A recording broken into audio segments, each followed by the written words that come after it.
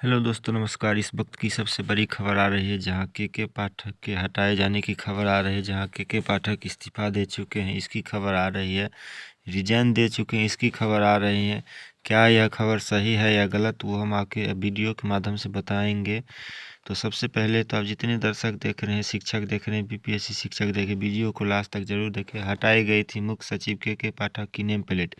के पाठक registration letter. के पाठक के लिए शैक्षणिक माफिया लॉबी है जो कार्यालय में नेम प्लेट हटाने और लगाने का मतलब समझती है। जी हाँ दोस्तों, के पाठक अब रिजाइन दे चुके हैं। शिक्षा विभाग के अपर मुख्य सचिव के पाठक छुट्टी पर चले गए हैं। उनकी छुट्टी मंजूर हो गई।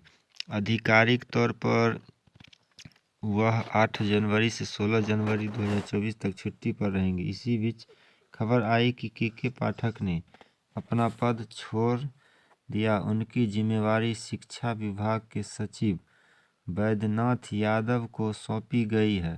सामान्य प्रशासन विभाग की ओर से जारी पत्र में कहा गया है कि के पाठक के जाने का कहीं जिक्र नहीं है। अपने पद से इसके बारे में हम नीचे विस्तृत से जानकारी देंगे। सबसे पहले हम आपको बता देना चाहते हैं कि अभी एक लेटर जारी हुआ है जो काफ़ी तेज़ी से वायरल हो रहा है कि के पाठक इस्तीफ़ा दे दिए हैं। तो आपको बता दें कि के पाठक छुट्टी पर चले गए और उनके कार्यालय के सामने लगा उनका चिन्ह हटा दिया गया। एनबीटी ऑनलाइन के पास नेम प्लेट हटाए जाने की एक्सक्लूसिव फ़ोटो है। इसके बाद अचानक पता चला कि के पाठक ऑफिस आए थे। आनन फानन में साइन लगाया गया। नीचे दी गई तस्वीरों में आप साफ देख सकते हैं कि उनमें से एक पर के पाठक का नाम की नेम प्लेट लगी हुई है। के पाठक को नाम को हटा दिया गया है। दूसरे फोटो में एक आदमी नाम का साइन लगा है। नेम प्लेट हटा दिया गया है। तो जानकारी के लिए आपको बता दें कि के पाठक का नेम प्लेट जो लगा हुआ था ऑफिस के बाहर वो हटा दिया गया है और दूसरे जगह नेम प्लेट लगा दिया गया है दूसरे लोगों का। आधिकारिक सूत्रों के अनुसार यानी वैद्यनाथ यादव ने शिक्षा विभाग के उप मुख्य सचिव का पदभार ग्रहण किया है। दूसरी ओर सबसे महत्वपूर्ण बात यह है कि के पाठक शिक्षा माफिया के लिए एक कांटा थे। पूरे बिहार की कोचिंग लॉबी लगातार के पाठक को हटाने की योजना बना रही थी। विशेषज्ञों के अनुसार शिक्षा विभाग में ऐसे लोग भी थे जिन्हें के पाठक के बाद अपने लक्ष्य साकार होते नहीं दिख रहे थे। ये लोग भी के पाठक के पीछे पड़े थे। विभाग ने माफिया लॉबी सबसे मजबूत मानी जाती है।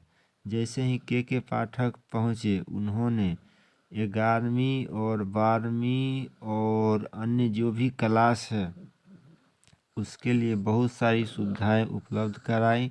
शिक्षा विभाग में काफ़ी तेज़ी से सुधार आया और आगे जितने भी हो सकता है सुधार करने की ज़रूरत थी। कक्षाओं की शिक्षा का स्तर बढ़ाया तो शिक्षा माफिया सक्रिय हो गई।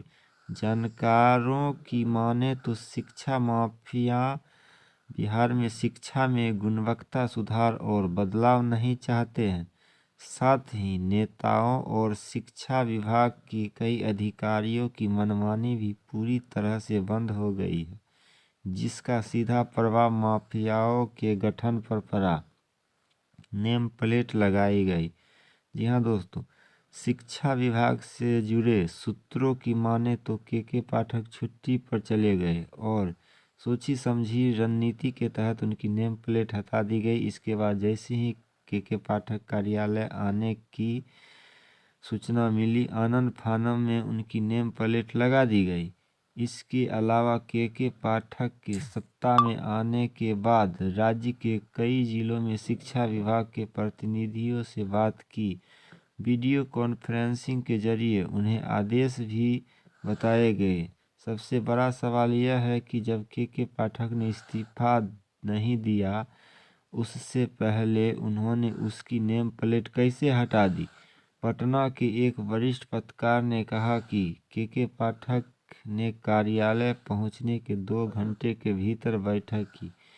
इसके बाद उन्होंने स्वयं पत्र तैयार किया और उसे गोपनीय रूप से सामान्य प्रशासन विभाग को सौंप दिया।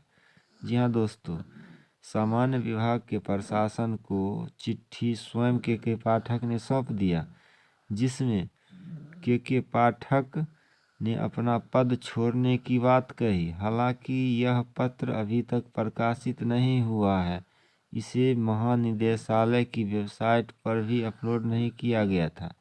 शिक्षा माफिया लॉबी सक्रिय है।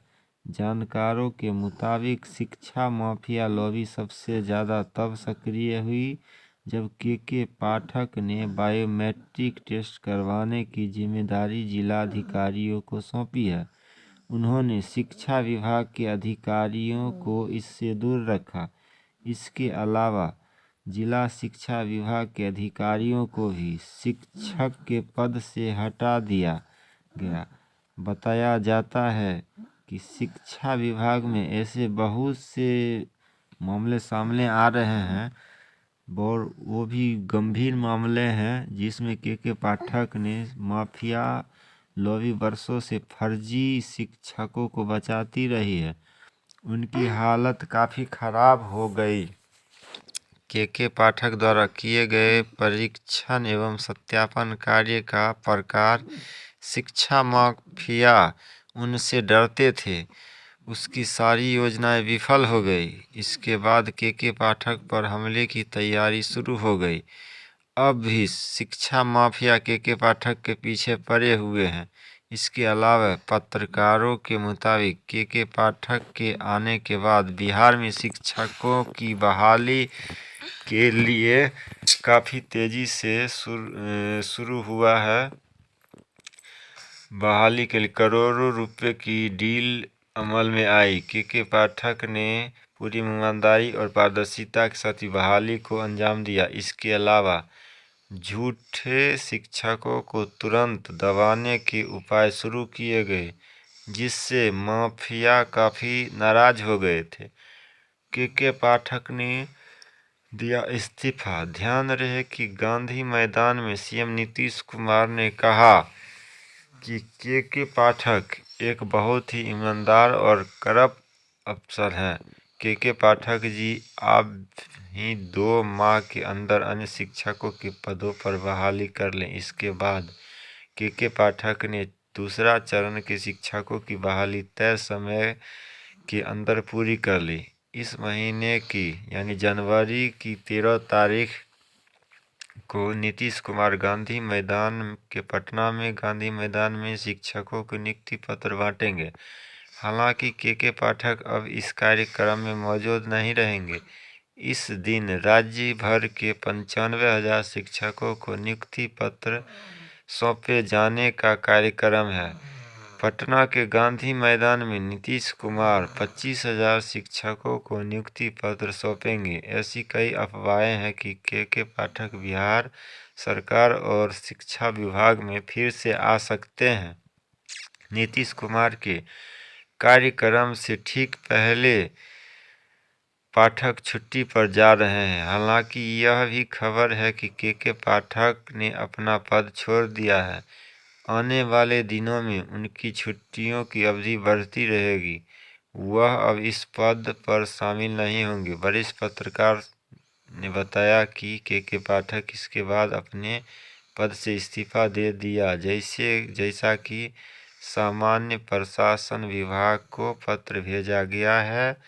ये बात कितनी सच है या कितनी झूठ है, ये 16 जनवरी के बाद ही साफ हो जाएगा। 16 जनवरी तक आप सभी लोगों को इंतज़ार करना पड़ेगा। तब तक के लिए देखते रहिए न्यूज़ आज तक न्यूज़। जय हिंद, जय भारत।